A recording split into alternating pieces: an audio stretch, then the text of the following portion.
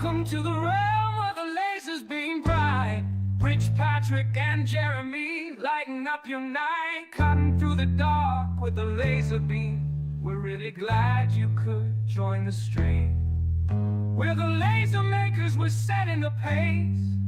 From engraving to cutting in this high-tech chase, whether wood or metal, glass or stone, we bring the magic right into your home. So gather round wherever you roam, find inspiration in our maker's dome. Subscribe and like, get in the game with Rich Patrick and Jeremy. Remember the names. Ideas light up, projects take form in the maker's realm. Creativity is the norm, so light the beam. Let's start the play with the laser makers, where we create every day.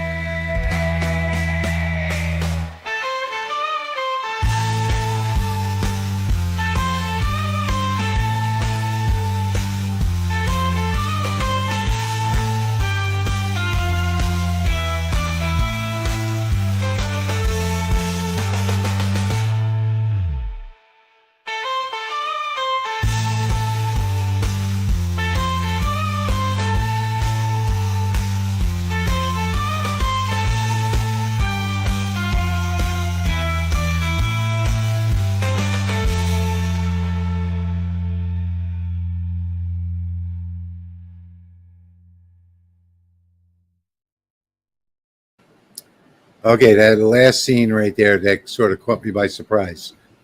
Yeah, that was an old one. That was an old one. Yeah, so hey, everybody. As you can see, it's just Jeremy and me tonight. Patrick couldn't make it.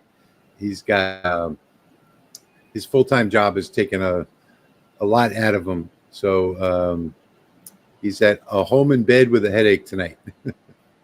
Hopefully everybody else here is doing well. Hi to everybody. Howdy, howdy. We got lots and lots of people in here making comments already. I don't think I'm going to go through all of them, but all the regulars are here tonight. Thank goodness. And yeah, we are off schedule. So because of commitments, you know, Patrick's back on full-time job and Jeremy's doing the craft shows and things like that. So we're not going to be on a schedule anymore. We're just going to do a pop-up maybe once a month or once every 3 weeks. Yep. So this is tonight's pop-up. Welcome, everyone. Glad to see you all here. Good to see you here. Jeremy? Rich, how are you? I'm doing well, thanks. Earlier I was doing a little cleanup and put on a live stream, and oh my goodness, wound up giving me a headache. Just so many things that were said wrong in the live stream. But so much bad information out there. That's all I can say. But right anyway, you won't get any bad information from us here tonight. I promise you. So tonight we are getting started with Christmas decorations. So I have already gotten started this week, and I have other live streams that I do. I do a patron live stream and I do a members only live stream on my channel. So I've been working on some Christmas decorations as well as a toy for my grandson. So I'll show you what I've been working on this week, and then I'll show you what I've got for this week, and then Jeremy will show you his. Mm-hmm. So for this week, this is what I've been working on. So this is one of my Christmas crosses, and this is all wood. It's painted wood. And I was experimenting so that I could get the paint to change color to white, which if you've seen my video, 50 Shades of Gray, you'll know how to do that. So that's why I have the white lettering and the black on top. So this is all wood, painted wood. This is from Creator Ally. I got that right now because in my live stream yesterday, one of the viewers corrected me. I was saying creatorally, And he was like, no, I think that's Creator Ally. And he was right. So, and then this is the other one. This is the Tau Cross. I like that one. Thank you. So this one is slightly different. The red is painted wood from Creator Ally, but the black layer is acrylic, black acrylic. So these are both done on the Lasermatic. And then my grandson has a new fascination with a game called the Maze Game on his phone. So I asked him if he wanted me to make one. So I did this week as well. So I did this game for him. It's not completely finished yet because I still have to put an acrylic cover on, and I'm out of my 1mm acrylic. So I have to wait for that to come in. But up here, you'll see there's a magnet, and there are some little ball bearings. And you just grab a ball bearing, you put it in the start a hole over here, and you try and make your way over to the finish hole over here. This is 3 layers of 3mm birch. So that's what I've been doing this week. And tonight I'm going to do something a little different. I'm going to, since so many people say they have such a hard time doing double-sided things, I'm going to do something double-sided tonight. So in the laser, I've got some painted wood, some blue painted wood over there. And I've got that locked in place with these edge lock magnets that I got from Wild Willow. And Wild Willow is Emily and Joel run a channel called Wild Willow, a YouTube channel. And they actually make these edge lock, brand new product. I think I have one here. So they come in 2 different sizes. You have the 3-inch size, which is this right here. And it has 1.5mm drop on one side, 1mm drop on the other. So basically, you just put it on the edge of your material, and it locks down onto, if you have a steel honeycomb. They come in 2 sizes. So then you have the big size here to lock down your 12-inch material. Really, really well done. Nicely done. No gaps, nothing. I don't see where it snaps together. I guess they stopped the 3D print in the middle and put the magnets in while it's printing. More than likely. That's the only thing I can think of. But really, really nice stuff and really good magnets as well. So I'm going to use these tonight. And by the way, everything that I'm talking about now, if you click on the description down below the live stream, there'll be links there where you can go and check it out if you like. I really like this Creator Ally plywood because it's thinner than most. It's like 2mm. So, and it has a beautiful finish on it. So the finish on these, that finish is from the factory. And I didn't do anything to it after I took it off the laser.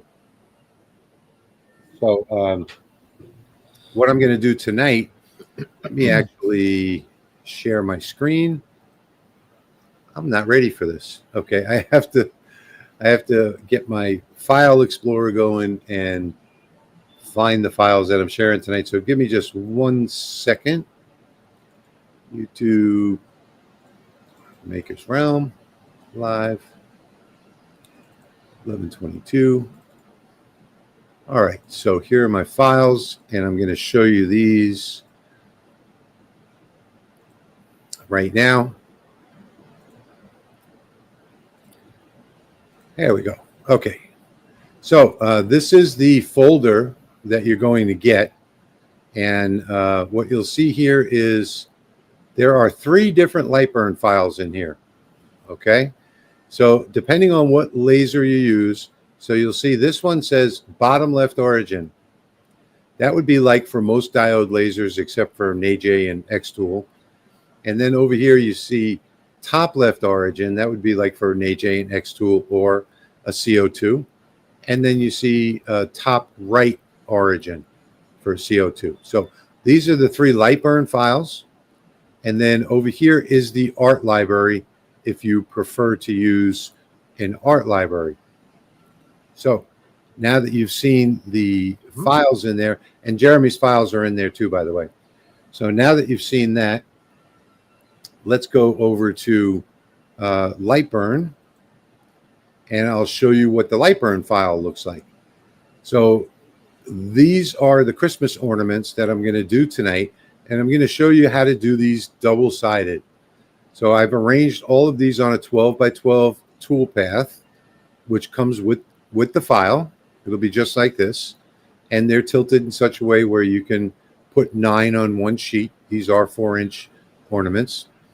And basically what I'm going to do is run this job and then show you how I flip these to run the other side. So real easy. I know this is probably something a lot of you already know how to do, but I just get so many questions about it. A few years ago when I did my business card coin, nobody could reproduce it, or a lot of people, I should say. I shouldn't say nobody. A lot of people are having trouble reproducing it when they flip the coins. So I'm just going to show you how I do it tonight. And hopefully you guys will enjoy these. And these will be ready to hang on the tree. Now, I am using, so the file I'm using tonight is going to be blue. And I'm hoping that my engraving is going to come out white. And that's why I really like doing this on painted wood. And again, if you haven't seen my video, go to my channel and search for 50, the number 50, and you'll see a video there called 50 Shades of Gray. And that'll also show you how to do color. All right. Long-winded, Jeremy. Okay, so yeah, that's fine. All right, Jeremy's turn. Jeremy, let's see what you're doing tonight and the files that you're sharing. Well, I came up with something, and I saw this on Pinterest, or I was doing some stuff for another project, and this showed up in my feed. Where's that board? Rich told me to do this tonight so you can see it. So these are a 4-way ornament. Is that visible? It's fine as long as you don't put your face in there. Yep. Okay. Yeah, 4-way ornaments with a snowflake inside. And so I've got, another one. And I don't have a lot of paint in the shop, so this is just what I painted. And so there's 4 of them. There's 4 of them that I've done in the file. And I've left 2 blank ornaments with the slot in them. And then there's 20 more different snowflakes that I have accumulated, made, found, changed, just threw them in there. So you've got 24 total. Wow. The 4 that are done and 20 more different ones. I'm working on another one right now, and I'm going to burn it and put it together tonight. But that's my file. Just globe snowflake ornaments. I thought they were cool, so I thought I'd put some together. Did I not say that? Did I not say that right about the edge lock magnets? 1.5 millimeter on one side and 3 millimeter on the other. I guess I said it wrong. Yeah, I don't know. I think I can't remember what you said now. Thanks, Ed. So yeah, so the edge lock magnets are 1.5 millimeter on one side, 3 millimeter on the other. Mm-hmm. Thank you, Ed.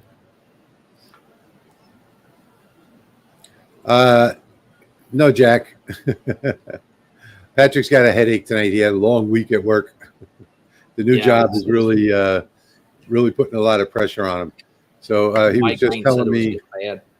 He was telling me yesterday it's like they have like 3 to 4 times the amount of prescriptions to fill every day as compared to the last job he had.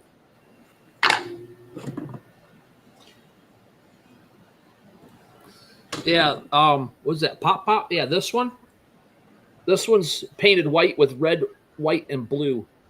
There's red on top, silver in the middle, blue on the bottom. But that's a painted white. And that's what I did. I just sprinkled some glitter on it to get a red, white, and blue one.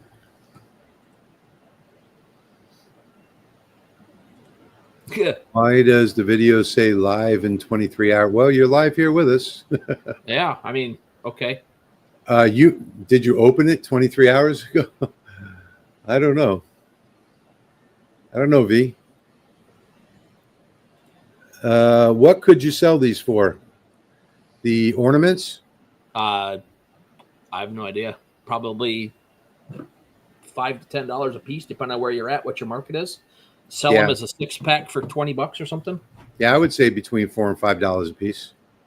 You could do like a 6-pack for $10 if you're just going to cut them and flat pack them and let somebody else paint and put them together. Yeah. That's easy money. Hi, Kate. Kate's been with me all week in all my live streams.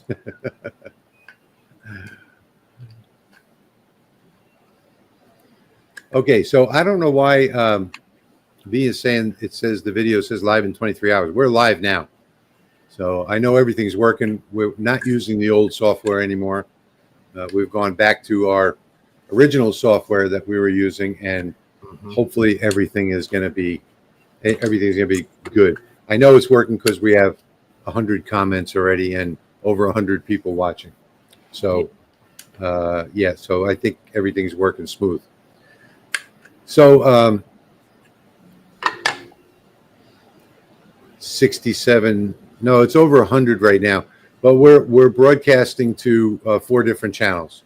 So the total is all 4 channels combined. There might be 67 on the channel you're watching. Okay, so I think I'm gonna probably get started. What do you think? You ready to get started? You want to do Q&A now, or you want to do it later?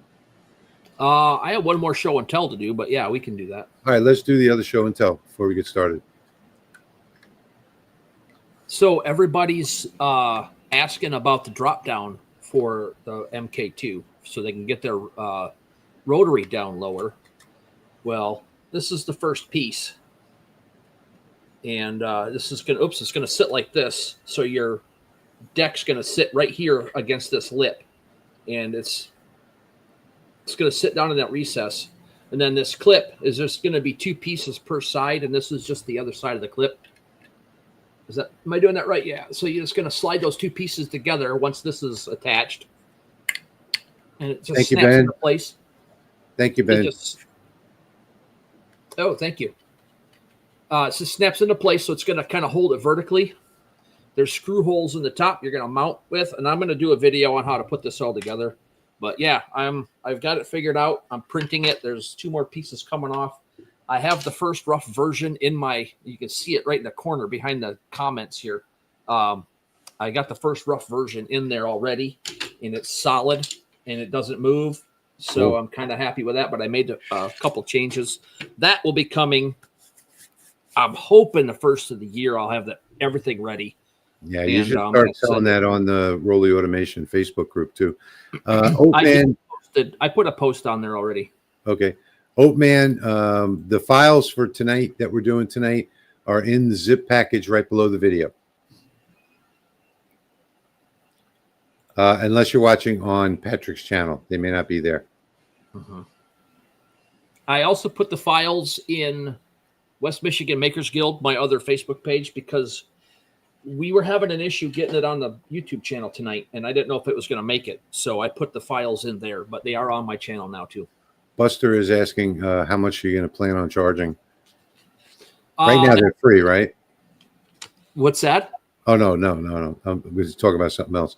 So yeah, about the drop down mod, probably. Yeah, the drop down. Yeah, I'm working out costs and time and all that kind of stuff, and we're probably talking around close to the $50 range because I've got screws, nuts, clips, installation tools that I'm sending with and everything. So it's going to be a pretty much one and done. You don't have to buy anything once you get this. Just you'll have all the tooling and everything to put it together. Yeah.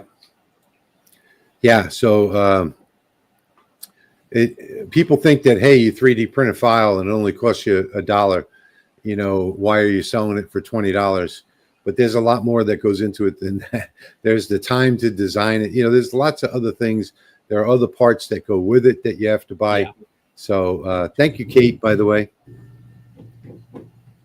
Yeah, they're not here. I've got hundreds and hundreds of screws and nuts and different things already that I've purchased ready to go. And then nobody talks about the shipping, like the mouse pads that I gave away last week. They cost me an average of $6 a piece to ship, so. Yeah, I don't know what shipping's going to be yet, but that's going to be on top of the cost. Yeah. Right now, it takes about 3/4 of a roll of filament, maybe a little bit more per kit. So it's, yeah. Yeah. So the 40, Chuck is saying the 40-ounce Yetis are just a hair too tall. Yeah. I actually did a couple of 40-ounce Yetis on mine with the factory drop-down kit, and it worked. They worked just fine.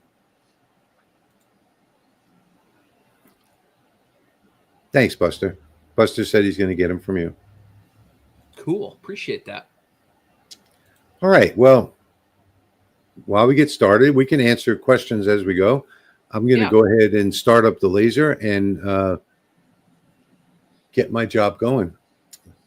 Only thing I'm going to do first is just preview it. I'm going to put this preview on screen because I think this is important. Do it. So, before I get started, I'm going to preview this job. And, all right, got to cut selected graphics. And what I'm looking for here is you have to have show traversal moves on. And I just want to make sure that none of the overscan goes past that green line, which is the boundary of my laser. So I know a lot of you know this already. But for those of you that don't, this green line is the boundary of the laser. So that all looks good. And you'll notice that normally when I do something like this, I dock it in the top left corner. But you'll see here that I've moved it 5 millimeters out just to make sure that my overscanning doesn't go too far. So I just wanted to mention that because that's important. Another thing, too, is that these are designed to be in fill. So if your window, by default, the window looks like that in Lightburn. So if you want to check and see how these are going to look, just click on window and come down here to fill course. And that'll show you what the filled project is going to look like. Now, you don't want to run these in line just because I have tons and tons of different lines everywhere in here. So if I were to preview this in line, then you'd see it generating all of the paths for those lines and everything. It might even take 15 or 20 seconds to generate the preview. So you want to do this in fill, just like that. And you want to make sure always that your black layer, which the black here would be on top, the blue layer, there are very few things on the blue layer. But what is on the blue layer is this one line right here. So that's just a score line, and that's only to make it look round. And you can see it here on the template as well. That's just a score. Well, that's a score line. That has to be in line. So if you put it into fill, the blue, then Lightburn's going to remove it because it's going to say that it found lines that were set to fill, and it's just going to remove it. So black layer on top, blue layer second. That doesn't matter either way around. But what really matters is your red layer third down on the bottom. And I'm just going to change my settings here. I'm going to bump up the speed on the cut and change some of the engraving settings. But I wanted to cover that before I actually get started. Because, sometimes little things that you leave out cause people to make big mistakes. So now I'll go change some of my settings here and speed up the cut. I see some questions in there. I'm going to step out of the shop for just a second. I'll be right back, and then we can address questions, or you can take care of that. If you want to show them what your laser is doing, I'll be right back. Okay. All right, so let me run through some of the questions first. Do either of you guys have experience with laser pecker lasers and software? Trying to engrave black anodized card, but it prints inverted even if I invert the image. Yeah, I have two laser peckers, but I really never spent much time using them because I don't like them. So I don't know, Jerry. On the layer, I'm assuming that you're saying it prints inverted even if I invert the image. That would probably have to be a question to send to Laser Pecker support. So yes, Ernie. Yeah, he's modeling a kit, an adapter kit, so that you can do your large tumbles. Cindy, I haven't published the maze file. So that's something I did for my grandson. So that's not published yet.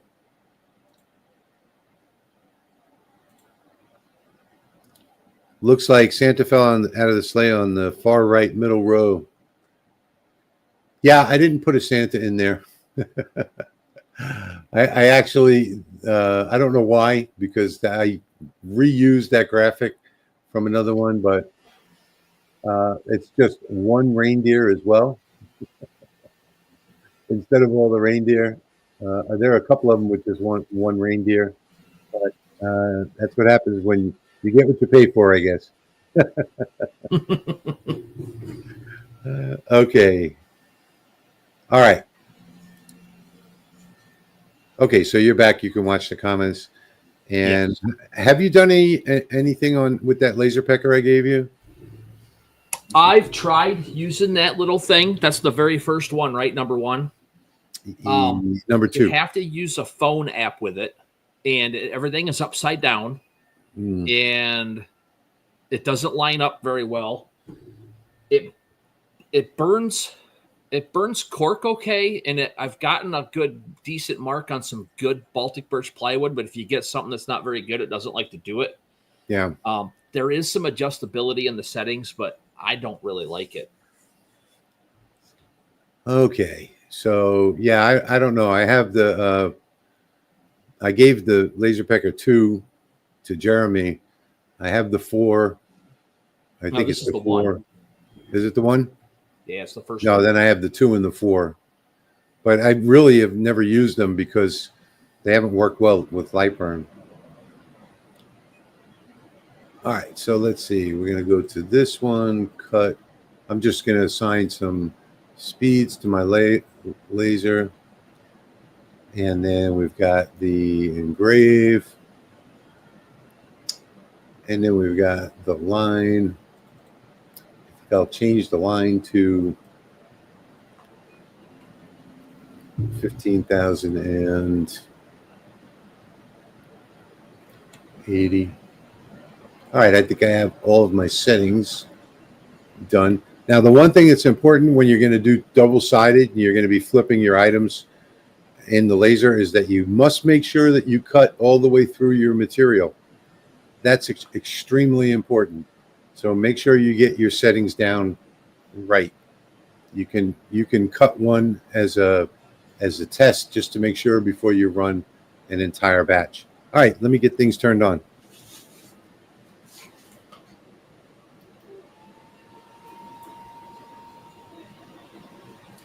And I don't know if that I don't know if the laser mat is going to hit that edge lock or not. Let's see.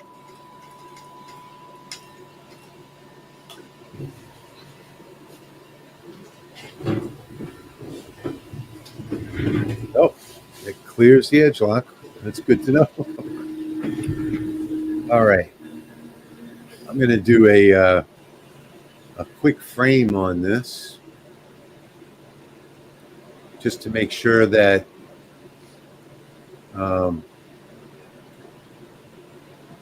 everything's in the right spot.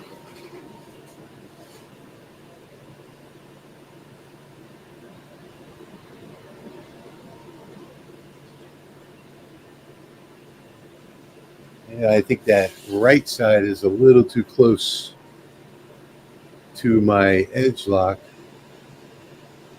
So I'm going to do another frame.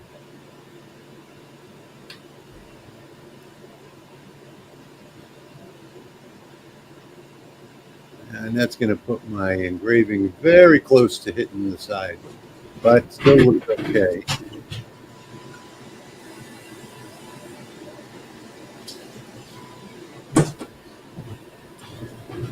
Always double check that you're in the proper power setting. I glad I did that. I was in the 10 watt from something earlier today. That would have been fun. Okay, so I'm looking good on my framing, and I think I'm ready to get going here. Get this job running.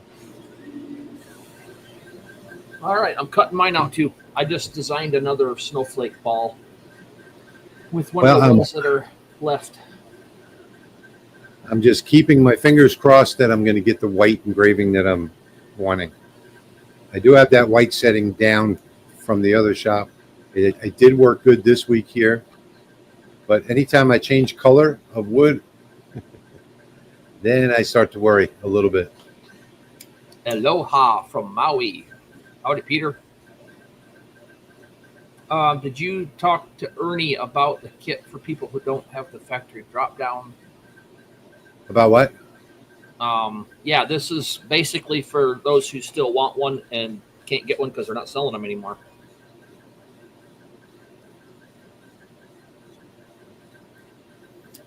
Joe, I'm not actually selling those mouse pads, so I don't even I haven't even priced what my cost would be to sell them. I know they're pretty expensive though, because my average shipping cost is $6 to ship it. So, you know, it would be like $6, $8, $9 would be my total cost, most likely somewhere between $9 and $9.25. I don't know. I'd probably have to sell them for like $15 in order to sell them, but I don't know how many people would be interested in buying them. If you shoot me an email, I will. I'll come up with a price for you, but it's probably going to be more than you want to pay. Well, I mean, they're supporting the channel, so you know, it all goes to a good cause.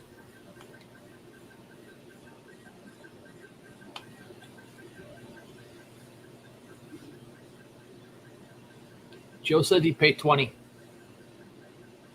You'd pay 20. I don't think I charge that much. Yeah. How about 30? Do I hear 30? 30. I got 20. Do I hear 30? 35. 25. We're at 25. 30. Do I hear 30? Left it on 10 watt for an entire sheet yesterday or the day before. Forgot to change it back. Came back over to the laser, and I wondered why it didn't cut through all the way. Found out. Yes, it is. It is designed specifically for the Lasermatic.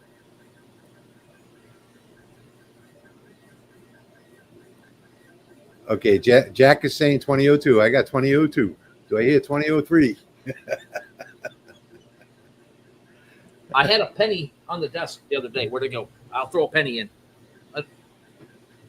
I don't have any more for giveaways, but you know, if you guys are interested, just shoot me an email at the LA Hobby Guy at gmail.com, and I'll figure out how much it would cost. And yeah, I could autograph it. Jim's up to 25. I'd be happy if I just, you know, make my costs.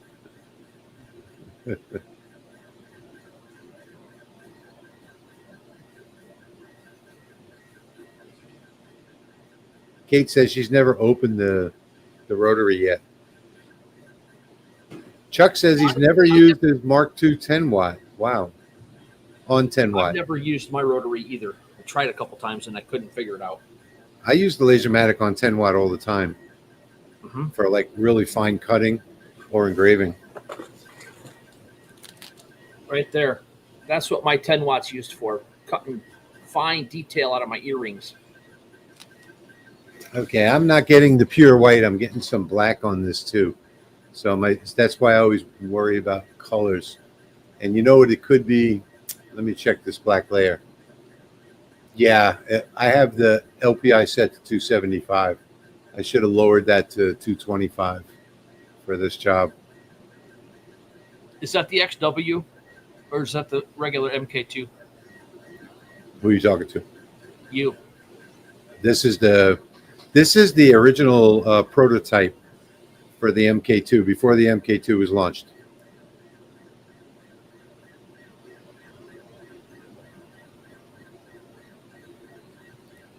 Yes. So what I'm using right now is the Lasermatic by Rolly Automation. They are no longer for sale.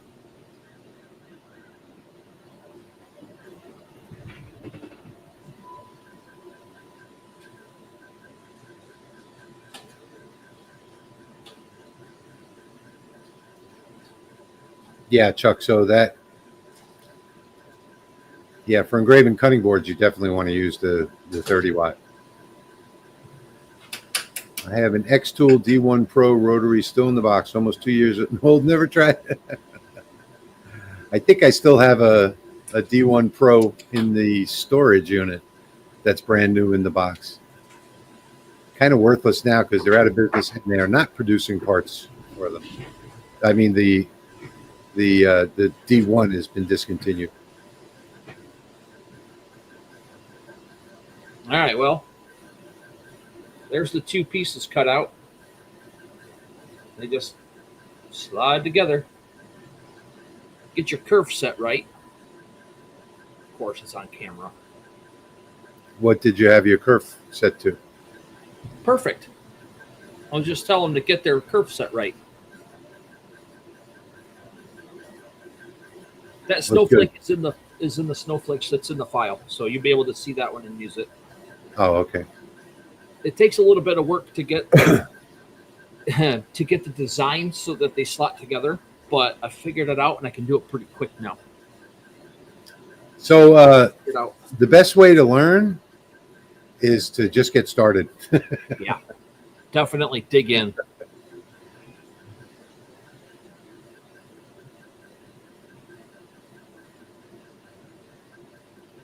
I don't know if you're talking to me. Yeah, I think the one that I've got in storage is the D1 Pro. But I refused to do any videos for them because of the contract they wanted me to sign, and they wanted certain wording in the video, and I just don't do videos like that.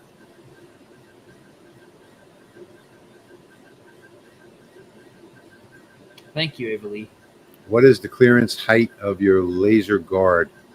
The edge locks are 7 millimeter.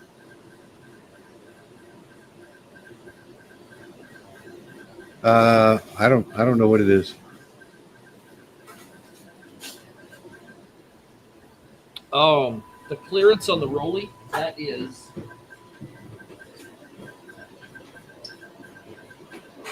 I want to say 8.2.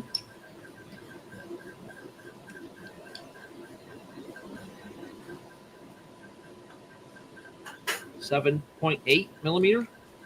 8 millimeter. Yeah. So the edge locks are 6.75 millimeters. I just measured it, and the focus is 8 millimeters. So yeah, I have plenty of room.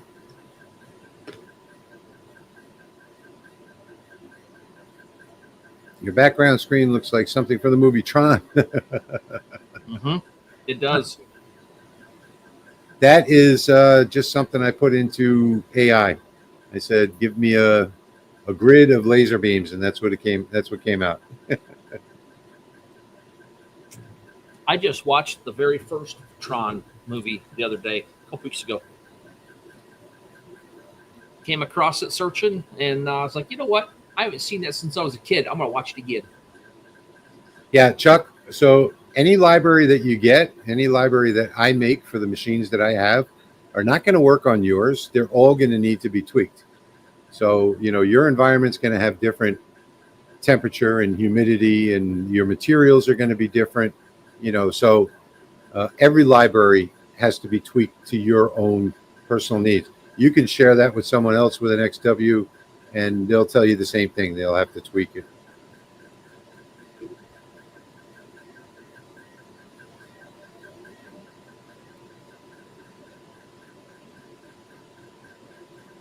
Yeah, so there are a couple of Lasermatics left in inventory. I think there are like 9 left, but it's only certain places in the EU and Australia.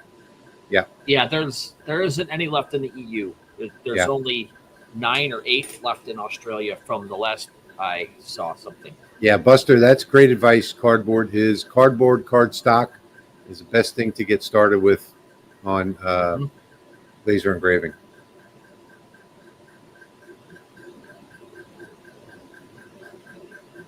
Andy says that Nick said during a live stream last night he stopped working with X Tool because of the yeah. So they want you to. They're going to give you a free machine, which none of us need in the first place. Okay, and uh, they want you to say all kinds of great things about the company. And you know what? We don't know all these great things about the company because really is nothing great to say about X Tool. So.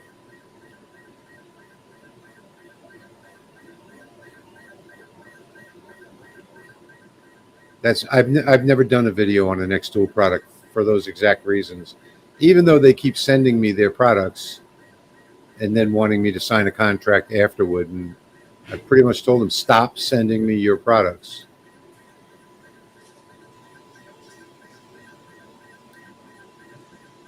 Awesome. Yeah, you're going to love these. I mean, I took my shot at making some 3D printed ones about 2 years ago. They were okay. I let ComGrow sell them on their website, and then I sold the design to somebody up north who I don't know if he ever even started selling them or not, but mine had 4 step downs on them. The one thing I will say about these, I got a whole pile of these things. You got little snowman arms or chicken Yeah. left over. I don't know what you want to do with them. Build little snowmen. Mine go in the recycling bin. Chuck says that he's in St. Charles Parish. Tweaking settings is how he learned. Yeah. St. Charles, that's not far from you. My niece used to work at the hospital in St. Charles.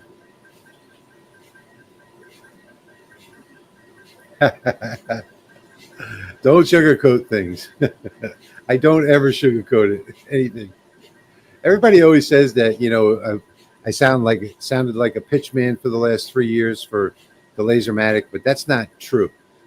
I just said the truth about their machines. That's all.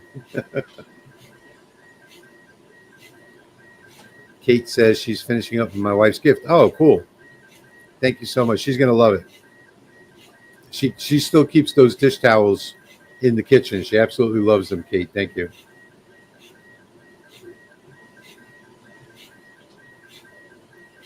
Pop-Up saying he just set up his LaserMaster 3 20-watt and pulled out his old X-Tool 5-watt with extension rails. Having cutting issues with the Artur, but working on it.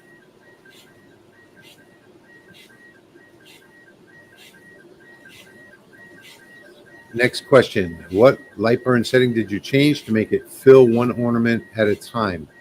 When I have that's my mistake because I didn't group them. So, right now I have fill groups individually in the settings, and I shouldn't. I should have grouped. Each one of these is grouped, so it's doing them one at a time. So it's going to take 3 times as long. But I should have changed it to. In fact, you know what? I'm going to stop the job as soon as it finishes this one, and I'm going to change that.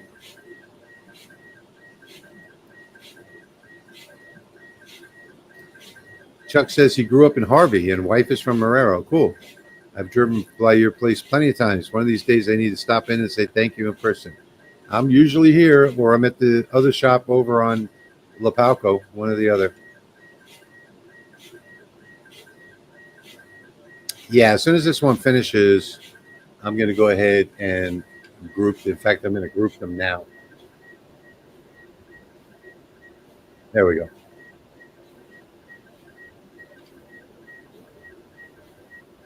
I always do that. It always takes longer than it should just because I forget to group them before I start the job. But I'll fix that. But you're right. This is going to take way too long.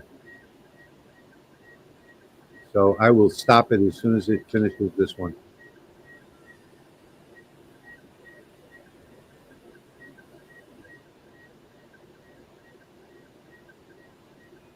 Yeah, Chuck, you're always welcome. You should email me first and give me a time because I'm actually back and forth between the shop at the house and the shop up on Lapalco. But if you email me ahead of time, I'll tell you where I'm going to be when you want to come visit.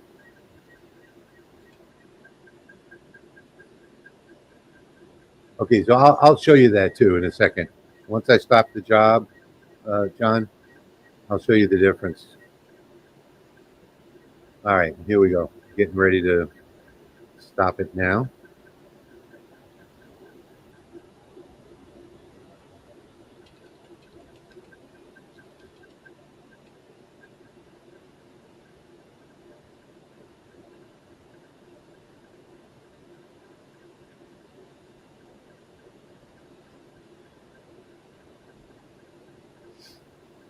And I think I'm going to lower that power setting too. The LPI. All right, here it comes. Let's go ahead and stop that. And let's just home the machine. And then let me move it out of the way. Okay, so now I'll switch over to Lightburn. And I'll show you what I did. Oh, I still have the move on. Hang on. Go back to the selector. All right, let me ungroup that. All right, so what I'm going to do different now is with all of these, let me show you what happens the way we were just running it, what you pointed out. Let's cut selected graphics.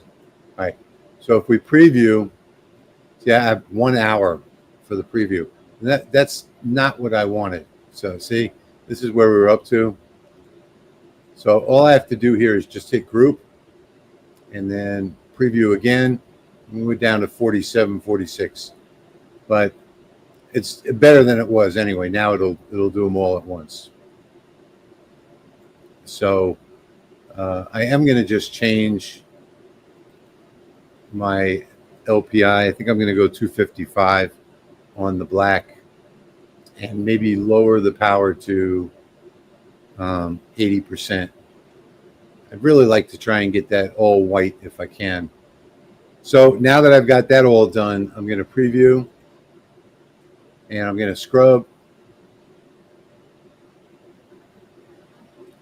And I'm going to play this. Okay, so right. Back up just a little bit. Play again. All right, so right here is where I'm going to start the job. So I'm going to click Start here, and then I'm going to click on Start Job on Laser from here.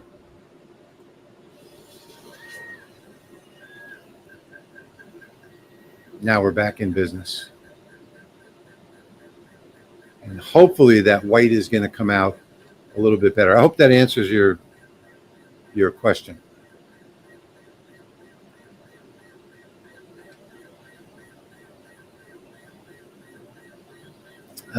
What setting did you use for your black tumbler?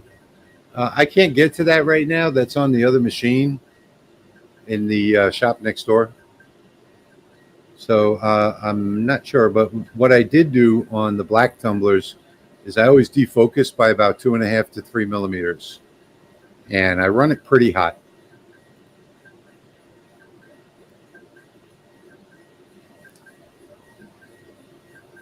Oh, yeah, Jerry. Everything's different in Metairie and Kenner now. Kenner is like another country. The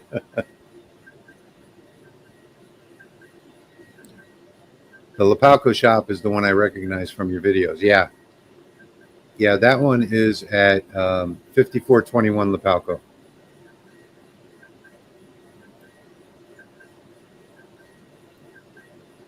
What's burning? What's not burning? Yeah, by the way, John, I use that all the time. I always start from preview just because I make so many mistakes, and even that white is looking a little dark, but I think that might be okay.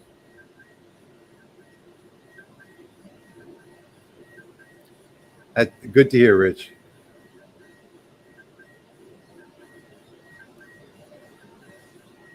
Yeah, pop up. I do this all the time. I always make mistakes on the grouping. So, and then I figure it out when I start the job, and I'm like, oh, you know what? I got to stop the job and redo it again.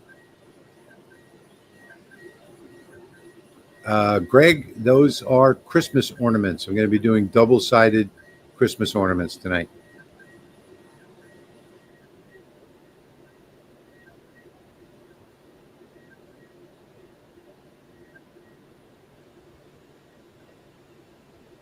Yeah, my pleasure. That's because of my mistake that I had to do that. I just had to do that the other day with one of mine too. Ernie says he wish he would have known that yesterday. I think we've demonstrated that before, haven't we? Yeah. Yeah. You got to watch every live stream.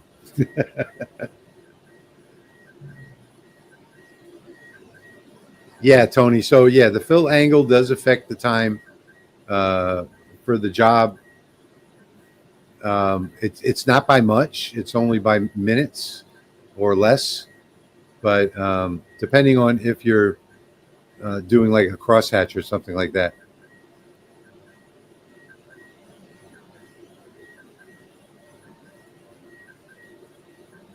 No, that's not acrylic. It's just painted wood. So like I said earlier in the video, if you don't know how to get color on painted wood, you can go to my channel. Last year I did a video called 50 Shades of Gray. You can just search for 50 and it'll come up and it'll show you how to get 50 Shades of Gray as well as color.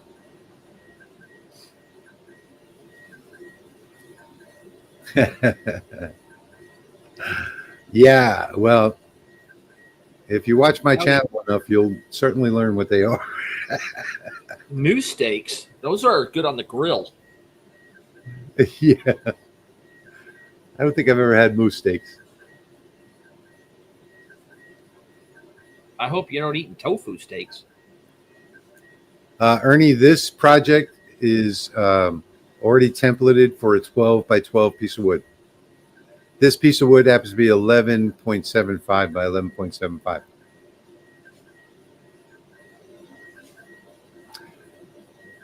So I'm not going to say that, Andy.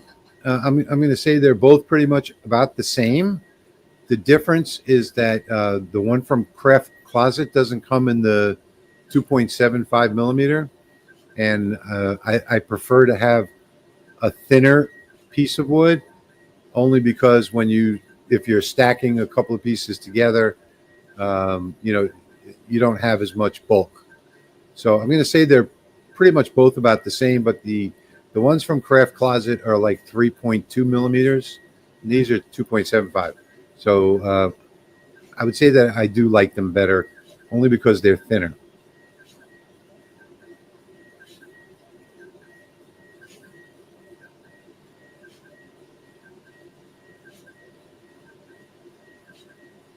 It's always a good thing to repeat these things in the live streams. There's a lot of things believe it or not, I have to go back and watch my own videos sometimes.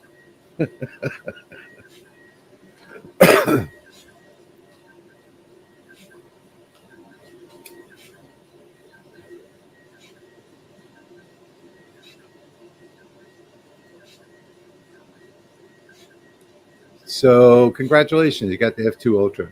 I'm hearing a lot of good things about it. I'm not keen on, that another reason why I won't use, their machines is because none of them play with Lightburn. So it is easy to learn, and they've come a long way. Their software is pretty decent now. But if you're not using Lightburn, you're missing some features that if you're in business, you absolutely need.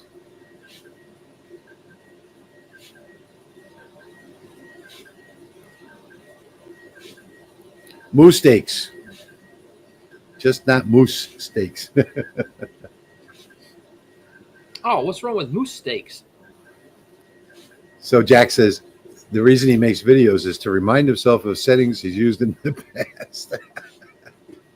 Yeah. That's pretty funny.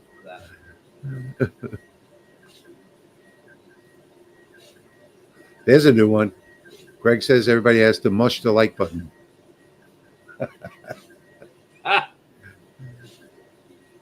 I say click on the like button. Click like and subscribe. I'm trying to get to that 100,000 subscribers, but YouTube is just not pushing out my videos anymore, which is why I'm not doing as many of them. So I'm concentrating more on live streams for my patrons and my channel members.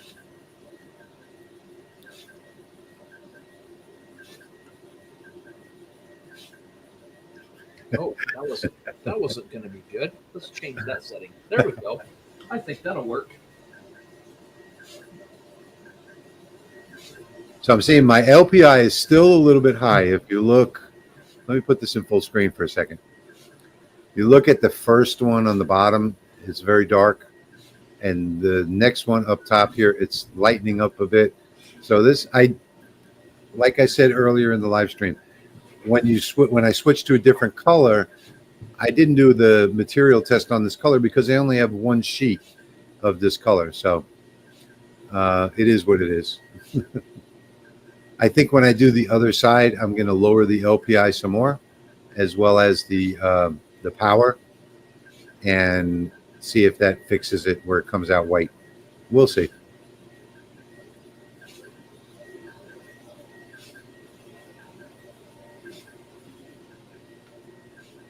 I don't know how this one's going to look, but I just took one of the snowflakes, ripped it completely apart, took the inner part of it, made like 6 copies of it, wrapped it all the way around so it looked like a starburst, pulled a bunch of parts out, did a bunch of note editing, and now I'm burning it. So we'll see what it looks like.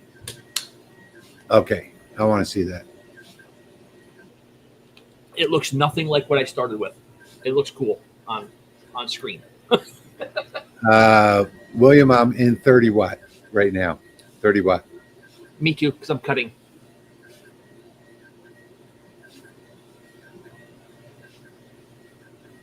Greg says he bought his Lasermatic because of me and has a lot of fun with it. I'm glad to hear that. You'll have a lot of fun with it for a lot of years. A lot of years. It's also gonna be always your fault when something goes wrong because you bought it because of you. Yeah, well, it's always my fault when something goes wrong. That's just so true. You know, I've had things go wrong, and I have to sit there and think about it, and it's like, oh, you know, I smack myself in the head and I say, well, I didn't do this.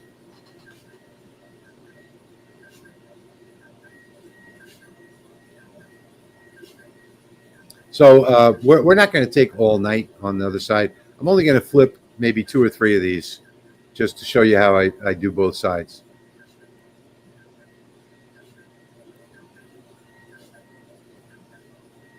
This is a lot of engraving, and I guess I could have probably bumped up the speed on the engraving to, like, instead of 18.2, could have bumped it up to maybe 30,000 or something like that.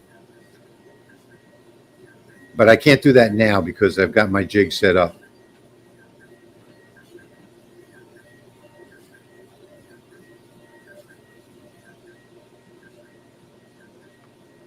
Yeah, everybody that owns a Lasermatic, I think, loves it. Really never heard anybody. You know, the only people that had a bad opinion of it were the first 5 people that got it for free. And that's because they didn't know how to use it. So everybody else that knows how to use the laser absolutely loves it.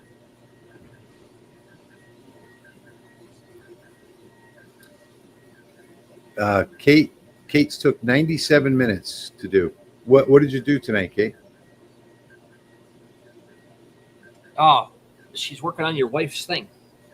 Oh, okay. Yeah. I remember from earlier. Yeah, so I do, I have a pallet buster, and I do go out and get pallets occasionally. And what I do, I also bought a little what do you call it, metal detector, and I wand that over it. And on my compressor, I have a like a little gun with a hole in the end, and you stick it onto the nail and pull the trigger, and it shoots the nail back out. But then I go over it with the wand, and I find staples and all other kinds of stuff, and then I just run it through the planer and then through the belt sander. And you can, believe it or not, pallet wood, sometimes you'll get exotic woods in there as well. So pallet wood is absolutely a great way to go. Also, you could go out and get firewood. Yeah.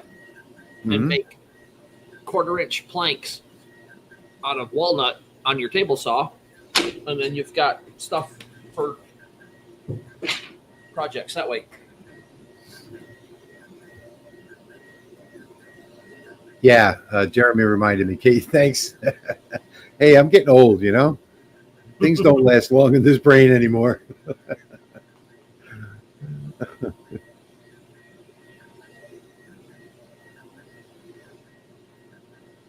Pop agrees with the pallet wood. I've gotten some beautiful pallet woods, especially if you go to companies that specialize in electronics. So we have a company in the industrial park here that does electronics, and their pallet wood is exceptional. Not only do they have the pallet wood, but it also comes in a wooden box made of real sheets of plywood. So you can get plywood and pallet wood at the same time. This whole entire back wall is pallet wood. Yes. Yeah. That's beautiful too. Albeit I cheated a little bit and got it before it went to the pallet manufacturer. Chuck, you need to get that nail remover for your compressor. It's absolutely incredible. I mean, I just pop them out one after the other. Pop, pop, pop, pop. Yeah, and you can even slide it on sideways and bend them up and then pull the trigger. I mean, keeps you from having to remove nails. Oh, so a pallet buster is basically like a fork. It's got like 4 fingers on it, and it's at a 90-degree angle with the bar, and you slip the fork underneath the pallet wood and pull up on it, and it pops it right out of the wood frame. You just do that 3 times all the way across, and just keep going, and just pop all the wood off. Only takes a couple minutes to do an entire pallet. That's right, big pry bar. Yep. Yeah, I think mine has 3 or 4 forks on it.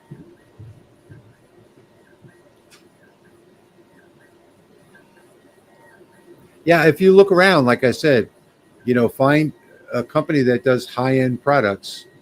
Their pallets are going to be made of sometimes they're exotic woods. I mean, I've gotten oak, I've gotten mahogany, I've gotten all kinds of stuff. Yeah, that's what that is in the background there, Jack, behind Jeremy. That's a pallet wall. This is one of those denailers you plug into your air compressor. That's what it's called, the denailer. Yeah, show them the little hole in the front. Yeah, so you can like grab a bent nail and stand it up and pull the trigger. Pry it up.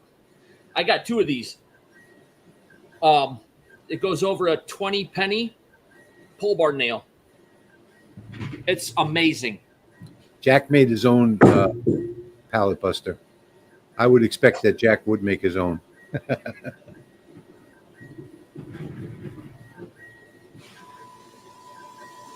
Yeah, I'm too old to be fooling with a hammer.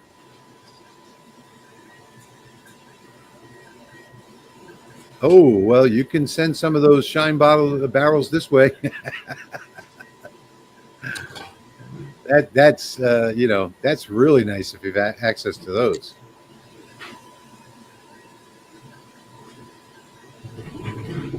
Yeah, I've done a couple barrel lids. They're fun. I saw a company online that was selling barrel lids. I think they were $94 a piece. I get mine from Wisconsin, and I can get 2 of them for $36 plus shipping with no marks on them. Wow. There's a place out of Kentucky and a place out of Tennessee that does the same thing for similar pricing.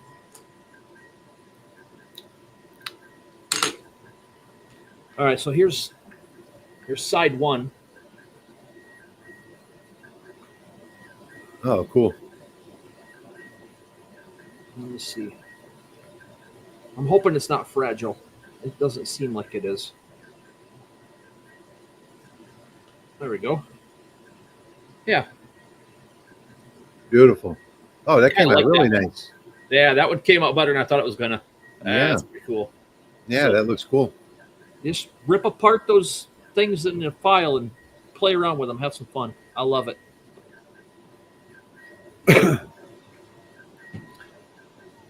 So I'm glad that that was brought up earlier about the edge lock magnets because there are a lot of lasers that focus 2 millimeters off the material.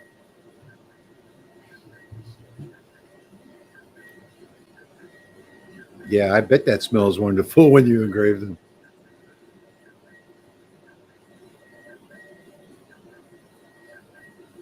Yeah, that one turned out pretty good. I'm kind of happy with that one. I think I'm going to end up taking these to a show this next weekend.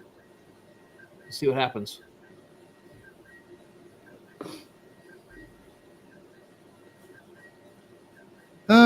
Well, at least we're getting down to almost the end of the engraving. I didn't even think about how long this would take. I should have set this speed at 30,000 instead of 18.2. I didn't even think about that. Speaking of exotic woods, I found a new guy in Hammond. I believe it's Gojo Exotics.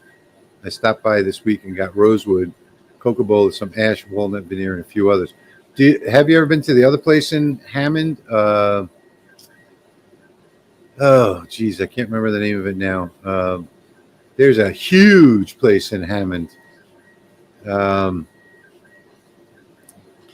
can't I remember that? You know what? I am going to go quickly search real quick. That's where I go.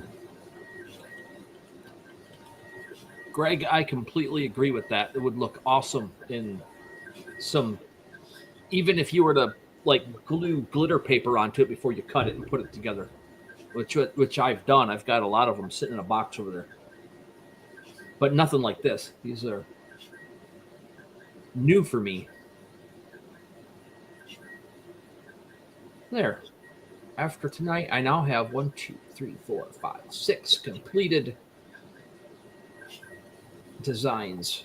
So all I have to do is put them in my thing and hit go. Now it's not coming up in my search all of a sudden. I know how to get there. I just can't.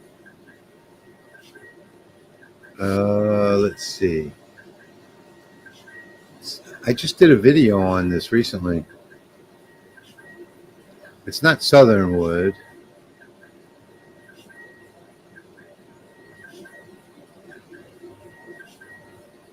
Oh boy, let's see.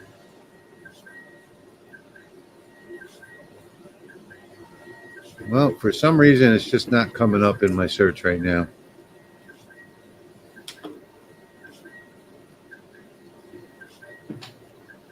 Nope, I don't see it.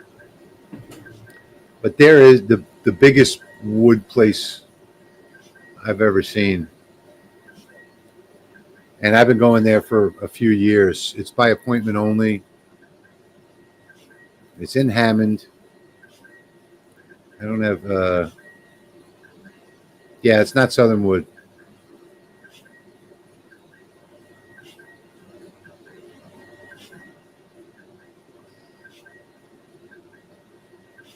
Nope, it's not Acadian in Denham Springs.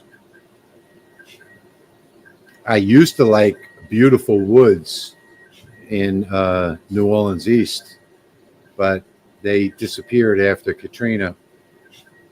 They had the right name for their company. They had some beautiful stuff.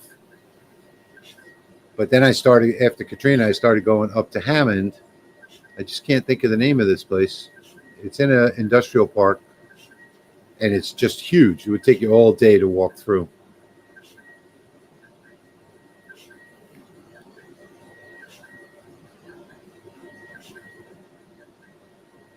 I talked about it in one of my live streams a week or two ago. And for some reason, the name is escaping me right now.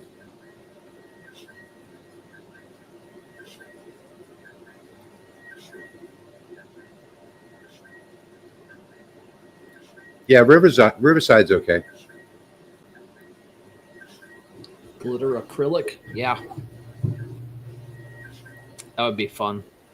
I also go. Sometimes I'll go to that lumber yard in the Marigny too. So I can't think of the name of it offhand. I know how to get there.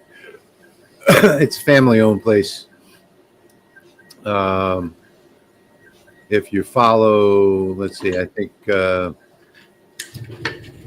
follow St. Peter through the French Quarter. When you get into the Marigny, just keep going straight until you get to the end where it turns. And right there on that corner, there's a lumber yard. I haven't been there in years, though.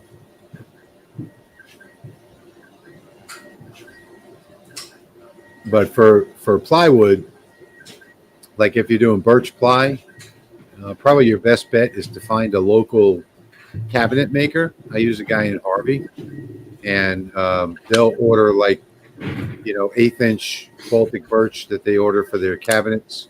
They'll even cut them to size for you into 12 by 12s, cheaper than anything you can get on the internet.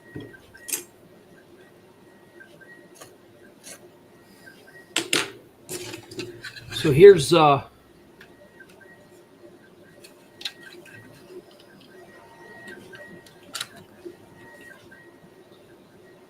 there's that clip section.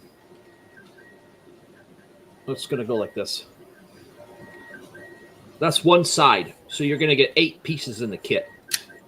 And they just clip together.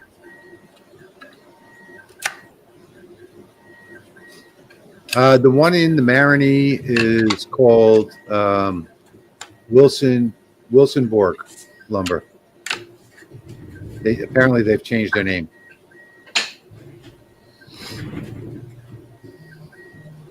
Yeah, it's called Wilson-Borg. It used to be a different name the last time I was there.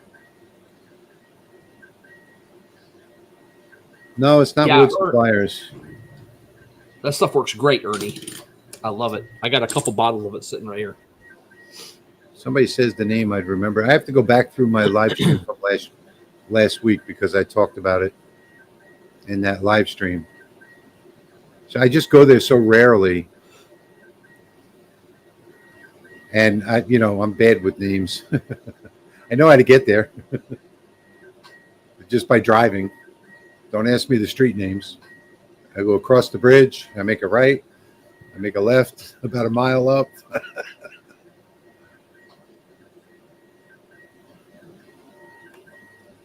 Oh, we can finally get to the cutting.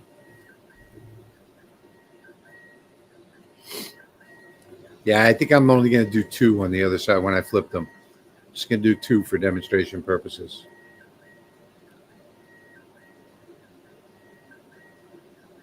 I don't want this to take all night.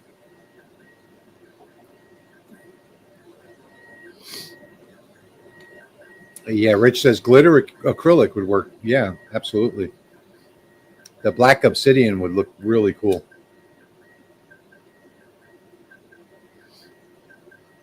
Yeah, ain't that the kicker, Jack? All the time. Same thing. Can never remember a name. I will always forget a face. I never forget faces. It's hard to put names on. But I learned something new recently, though. When you first meet somebody and they tell you their name, if you pretend like you have a magic marker and pretend right on their forehead their name, you'll remember it forever. I've actually tried it and it works.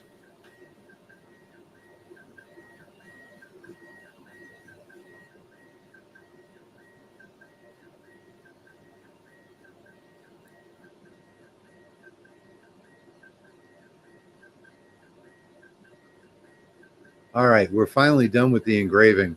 Thank goodness. I am going to change the speed and power for the other side. I guess this will be my material test. I probably should have only done this with 3. That's all right, though. We got time. Okay, now it's coming and putting in those lines. And those are just definition lines.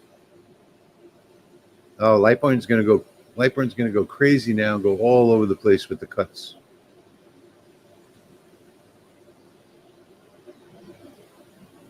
I wish they would get that fixed. You know, it doesn't make sense to do one cut in the bottom right corner and then another cut above that and then go back to the same place. And it just doesn't make sense how much travel goes on with the cutting. Rich, okay, Greg says, write the name of the store on your forehead next time.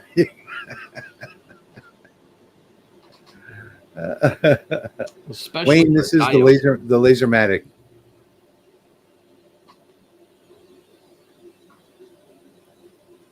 And it's in 30 watt right now.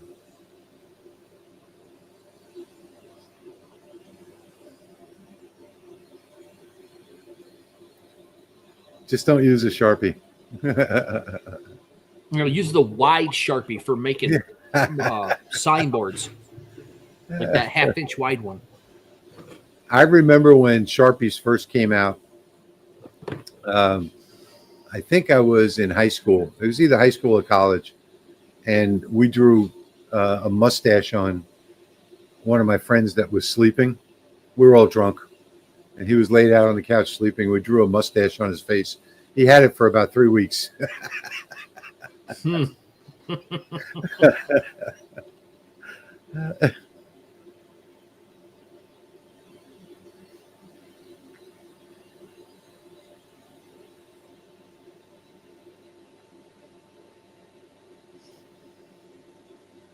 You're just going to cut and flip too right now?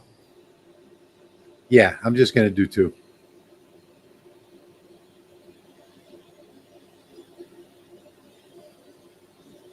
I haven't heard from Leo lately, V. But, yeah, he seems to be doing fine. Last I heard from him a couple weeks ago. He's the only one left at the factory. But, you know, he's taking care of spare parts. Thank you, Dave. Appreciate that. Appreciate it. Thank you for that super sticker. Any of the super stickers that you guys send or super chats, they all go to, the money all goes to Patrick and Jeremy so that they can buy supplies. Thank you so much. I just had a message chat with Leo a couple nights ago, and that's the only thing he said was that there wasn't, I don't think there was any left in the UK, any machines, and there was, at that time, there was 11, I think he said, in Australia available. Yeah, I think the last time I talked to him, I think he said he had 12 left, and it was there was just a couple in the EU and the rest were in Australia. Or maybe he said 14, I don't remember.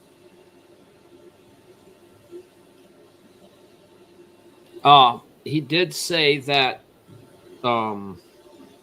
Dimitri's last day was supposed to be September 25th for the video stuff, but they extended it to the 25th of this month because there's too much going on. Yeah, Dimitri's still working. Jade is supposed to be getting set up on Facebook for something. I don't remember what he said. You did a pre-order off the website recently? Because if you did, if you were able to do a pre-order, that means that they're going to send it out. But I would check. I would send an email just to make sure, because they'll refund your money if they don't have one.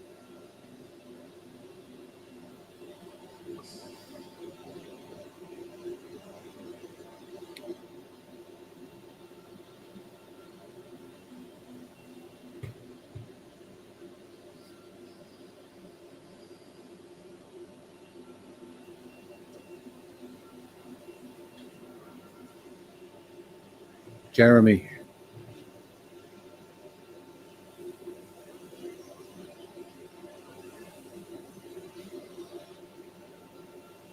That is the black carbon fiber. Yep. From Lone Star. Lone Star Adhesives. Yep.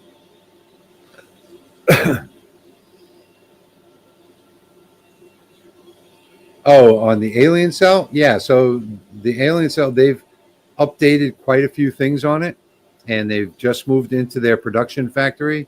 And the first machines are on the ocean right now. So they're heading to the US. So there's been a lot of upgrades to them, and the new machines are on their way. So you should be hearing something shortly on the alien cell.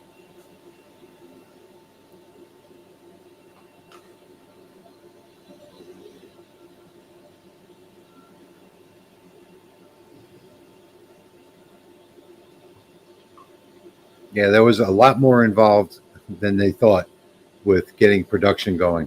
They've just Yeah. moved into their big factory.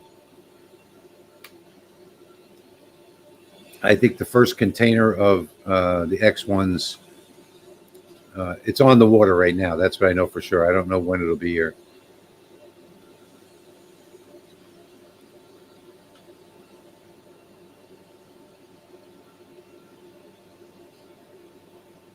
Yeah, so Lone Star has this one that goes to silver. I know Great Lakes Laser Supply has a black carbon fiber that goes to white. Yeah, I think he's got something else that's another carbon fiber that goes to white as a contrast to the one that goes to the silver. And there's another one that goes, is it red? Do I have a red? I have red that goes to black. yeah, yeah. I've got several of the carbon fibers at the other shop.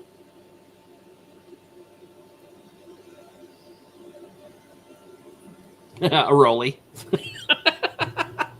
Well, since they're not available anymore, I would that's probably true. say the alien cell. You know, supposedly the Lightburn crew has a couple of them, and they've been working on full integration. So supposedly these new ones with the new control boards are going to be fully compatible with Lightburn. We'll see. And the 40 watts, their flagship. That's like Yeah, that's the one that they're going to push, I think, the hardest. yeah, yep. 40 watts probably going to be the best. That's probably what I would recommend.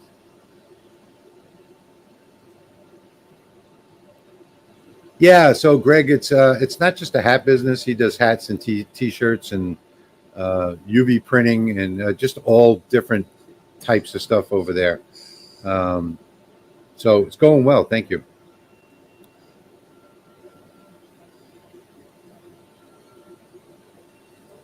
Yeah, I don't think you'll be going anywhere anytime soon, Joe. Yeah. I mean, I've got 4 different Lasermatics, and I've never had to repair anything on any of them. Oh, okay. So I am done over there.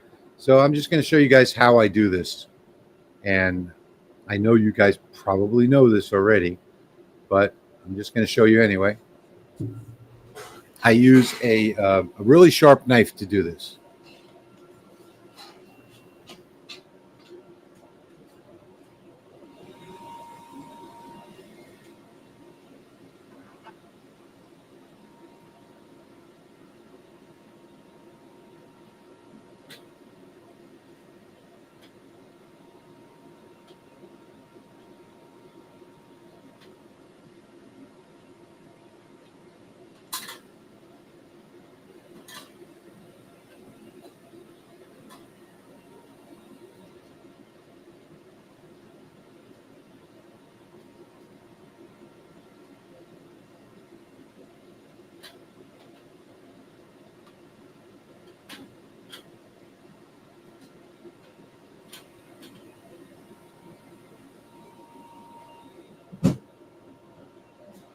So somebody was asking about flashback, laying it directly on there. Now that Oh, pre-finished. this is painted material. So Right. anything that's on there will wipe right off. Mm-hmm. Okay, so now that I'm just going to do those 3 in the middle, and I think maybe I'm just going to do 1, right? Because we don't want this stream to take all night. So let me switch back to Lightburn, and I will ungroup these, and I think I'll just do this one right here, and I'm going to turn off the output on the red. So The output is now turned off on the red. I've only got that one selected. Over here on the laser tab, I've got this enabled, cut selected graphics. So that's the only thing that it will actually engrave. But I do think I want to make a change. I don't know how much this is going to help, but let's go 225 on the LPI and cut the power down to 70%. Let's see if that works a little better. Or maybe what I'll do is maybe I'll increase the speed to, I'll just increase the speed to 25,000 and set this to 85. I think that should probably work okay. But I didn't do a material test on this, so there's no way of actually knowing. So now I'm just going to switch back over to the laser and hit start. As Patrick says, you got to burn to learn. Yep, that's right. Jack needs to get going. He says he's not doing nothing the rest of the night, so he sounds pretty busy. Yeah. You need to get to work. Even that's still too hot. What I can do, though, I can come back over to light burn, and if I come over here to the move tab, you'll see that I've got adjustments for power and speed. So I'm just going to bring down the power on this by 10%. So now we're at 90% of the power that I selected, and we'll see if that works a little better. Oh, that's looking better already. And I think maybe I'll do that again, and I'll go another 10% down on the power to 80%. And maybe I'll get, yeah, I think that's the white I'm looking for right there. So I'm going to wind up saving this setting to my library.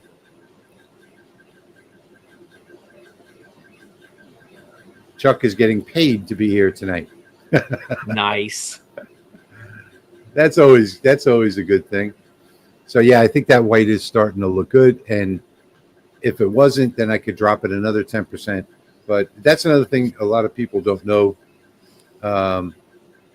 is that you can control the power and the speed on the move tab during a job on a diode laser.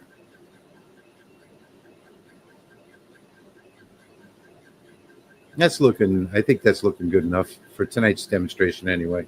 I should have done a material test because this is a color I've never done before, but the only problem was I didn't have more than one sheet of this, so I couldn't do it.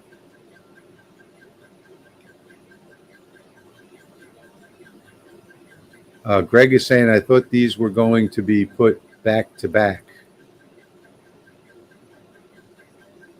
No, he just flipped them over in their position. Can you do that power adjustment on a CO2 on the No, fly? no.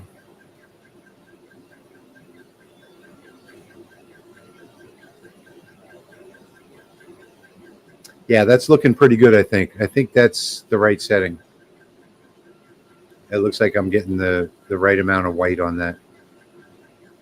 See, when I did it on the red, that setting that I had worked perfectly. But now on this blue, I know it looks green, but it's not. That's because of the enclosure. Yeah. So,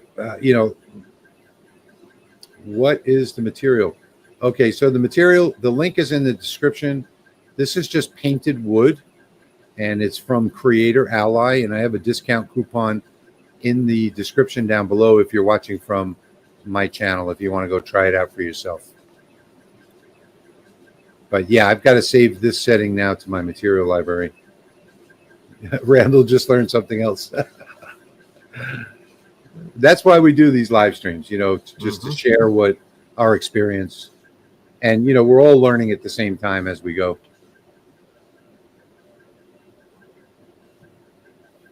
But I'm thinking that looks like a good setting to put into the, so 80% of the power that I used, and let's see, the power I used was 85% power. So what would that be, 17% less? 75, 70, 68% power is where I'd need to be. Thank you, John. Thank you, John. Much appreciated. David, you just saw the video of how to change that while engraving.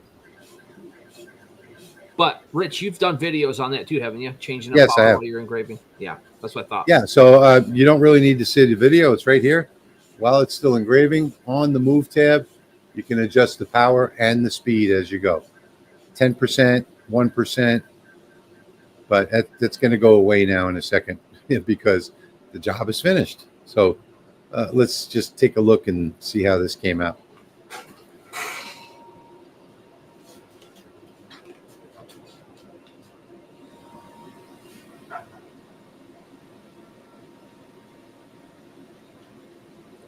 He says he loves how you know what adjustments to make based on experience. It's called Kentucky windage.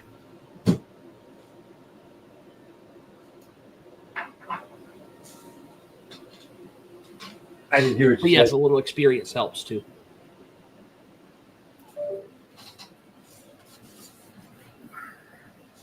Okay, so here is the final. This is with the bad settings on this side. And then this is the one where I changed the settings during the job. So I came out with the right settings. So double-sided ornaments that you can do if you have the right settings. Like I said, I didn't have any extra material, so we had to do this on the fly.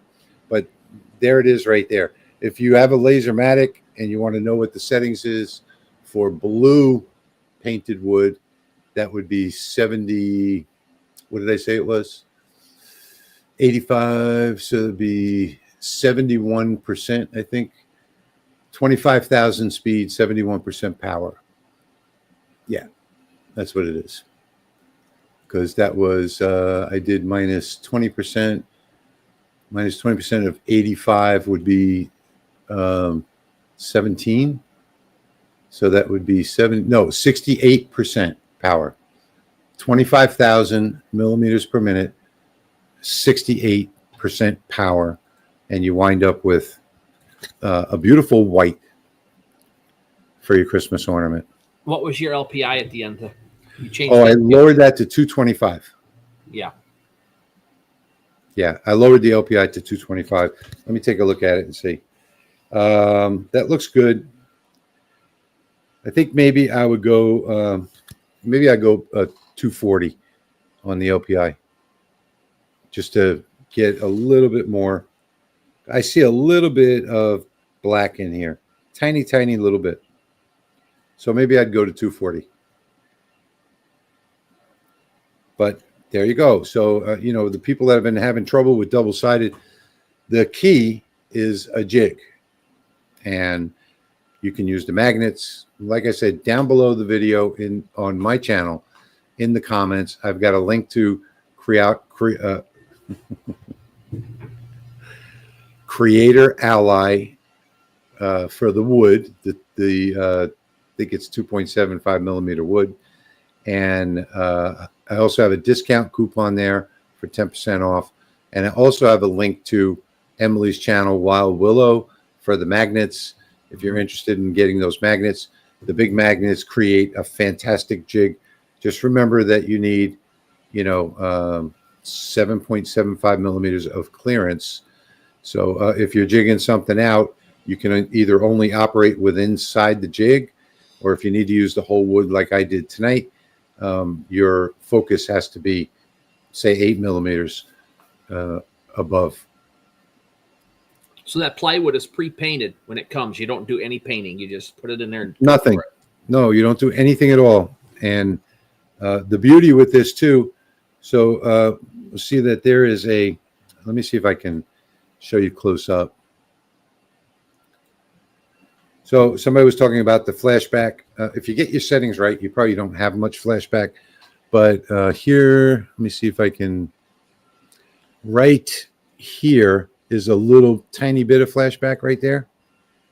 And the beauty of this kind of wood is that you can just take anything wet. I'll use a little bit of my lens cleaner. on a microfiber cloth, you don't want to use paper towels. So I hear so many people talking about using paper towels. Using paper towels is like using sandpaper. So you just take and just wipe that off, and it comes right off, and there's nothing left. So you can see that spot is completely gone. And there's another spot right there. So I'll just move up to that spot and just wipe that spot off.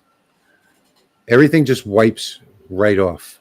There's another spot on the top over here. I'm not keeping this because this was just a demo, but I'm just showing you how easily these clean up. No matter how much soot or debris you've got around it, all you just do is just wet a cloth and just wipe it right off. That's the beauty of using painted wood. Whether you Can I pop? Can I pop up? Whether you use the Craft Closet painted wood or the Creator Ally painted wood, or if you paint it yourself, any painted wood, you're going to get the same results. Any finished wood, any finished product. Yes, you can keep it up off the honeycomb to stop the flashback. But if you're going to flip them over, you got to have it laying down so it holds it in place. Exactly. Yeah. So William says he uses baby wipes. I used to use those about 3 years ago. They work well. They're just a little too wet for me. Mm-hmm. I use golf tees. Yeah, I've got golf tees in there. In fact, I could show you.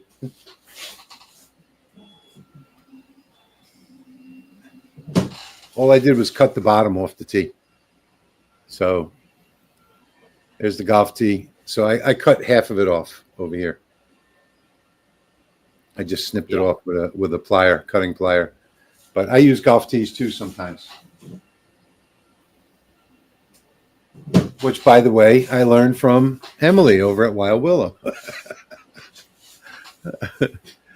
All right, let's get into where we at. We're at an hour 36 minutes, so we're past the end of our live stream.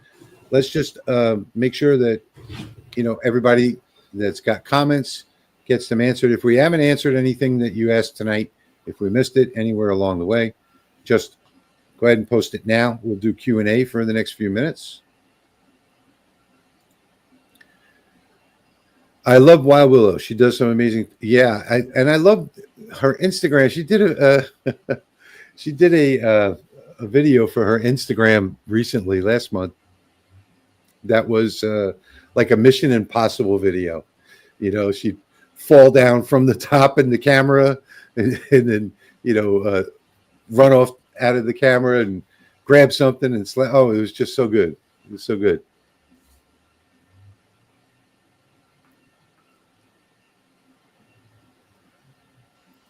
Yeah, golf tees work really good, V.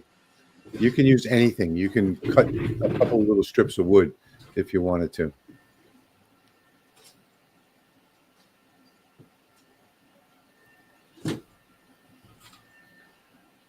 Yeah.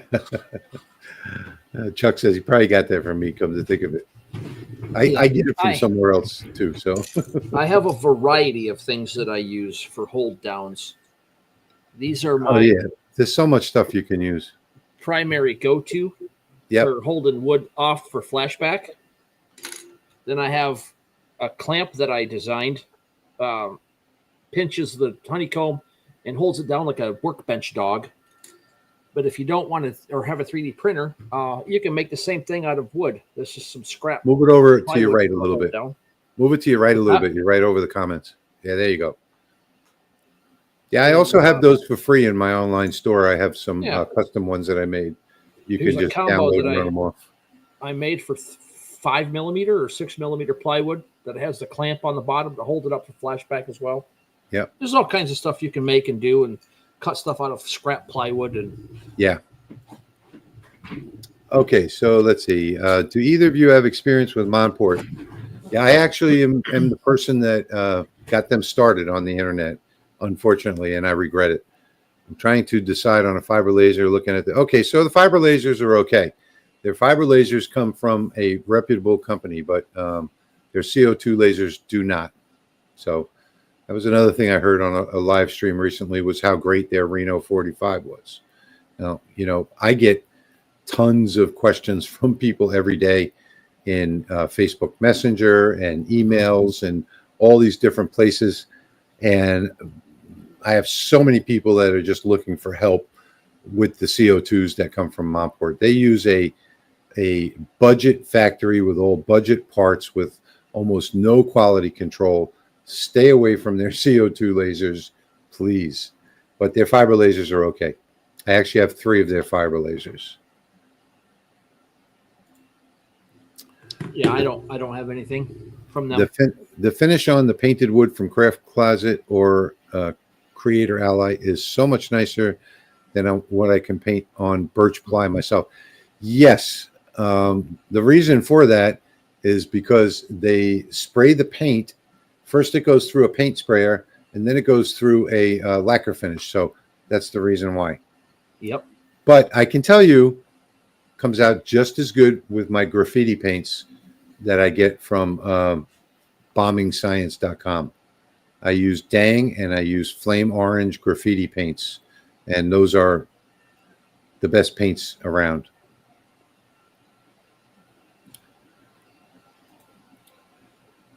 I still have their CO2 I bought from them 3 years ago. Never turned it on. I think you're out of warranty now, and if you turn it on, you might get a surprise.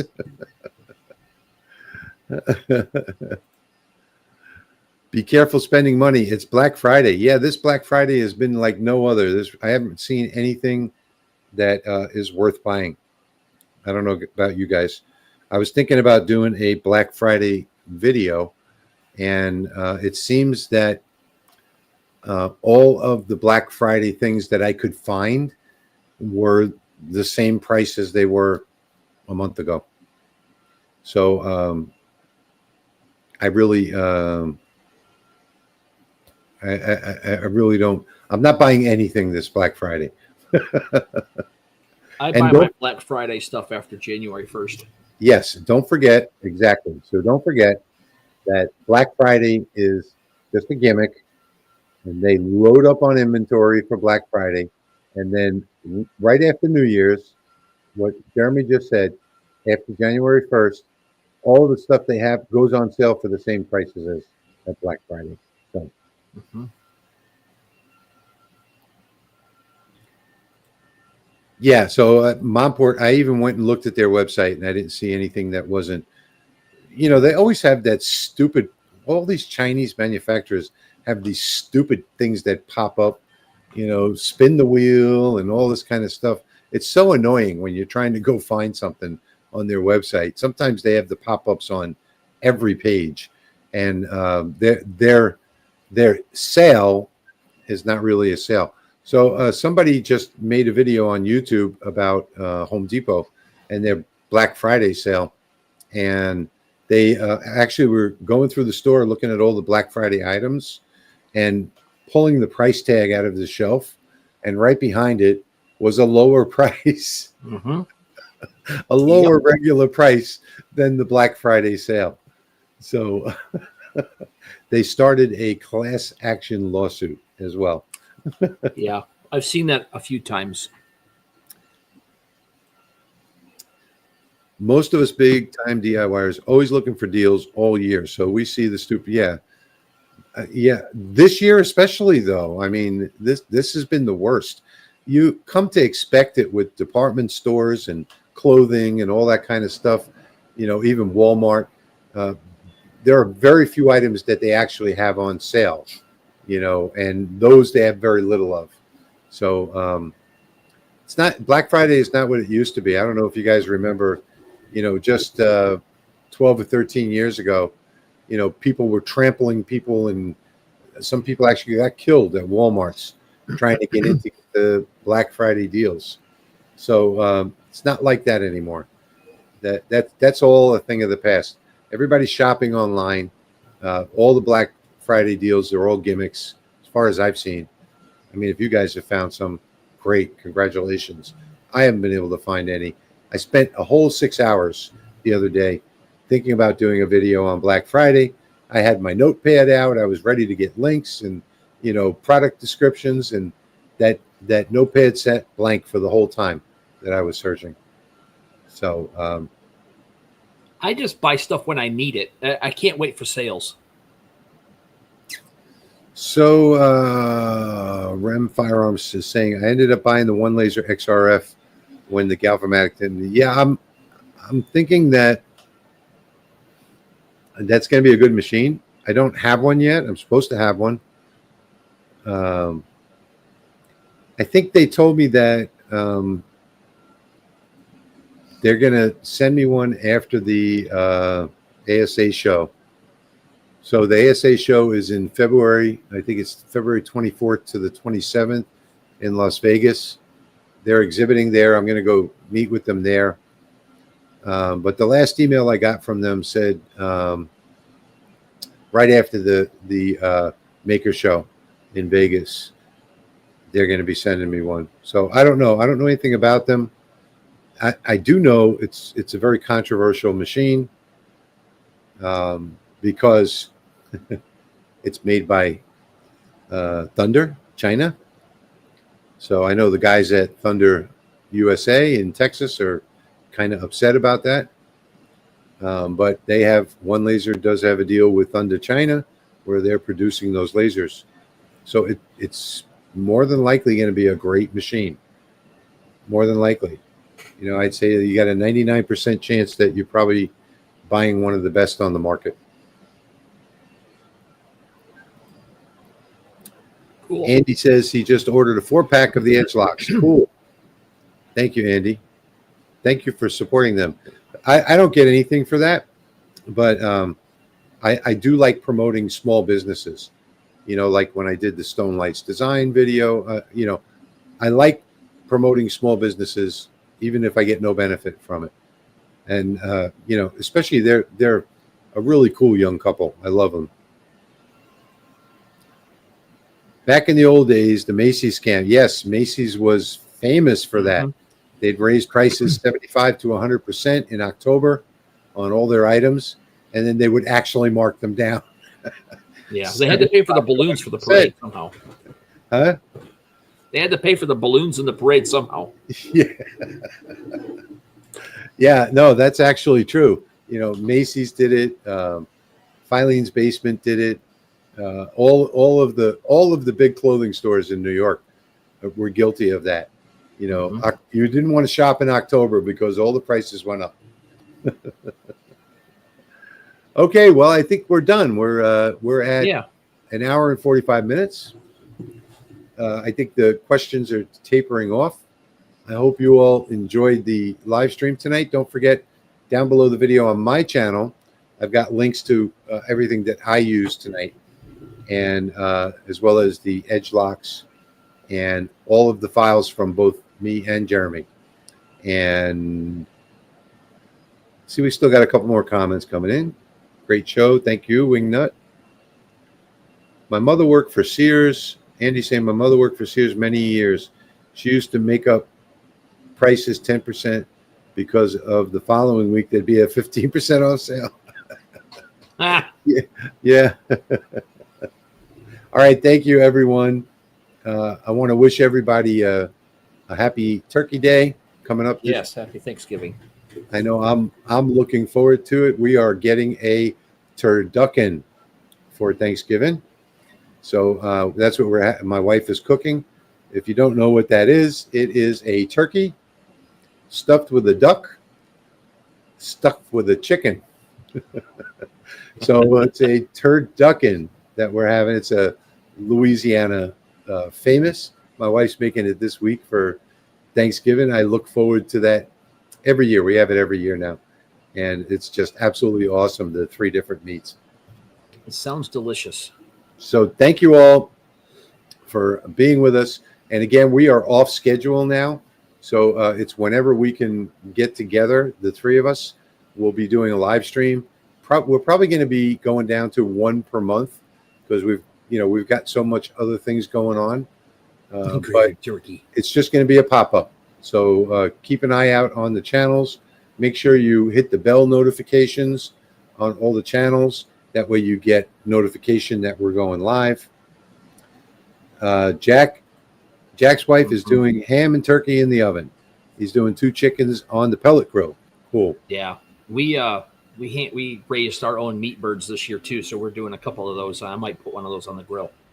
Yeah, I don't think I have anything for the grill this year, but I do love my pellet grill. Had it for about 4 years now, and there's nothing better. I usually I'll have it on smoke, for like the first hour to 90 minutes, and then I'll open the grates and turn up the temperature and barbecue it for the rest of the time. Man, I tell you what, that's some great barbecue. Okay, thank you all for joining us. We'll see you sometime next month. Don't forget, hit the bell notification and subscribe to all notifications from our channels. This way you'll see when we're going to be live. So thanks for being with us tonight. We really appreciate it. Good night, everybody. And we'll see you in the next one.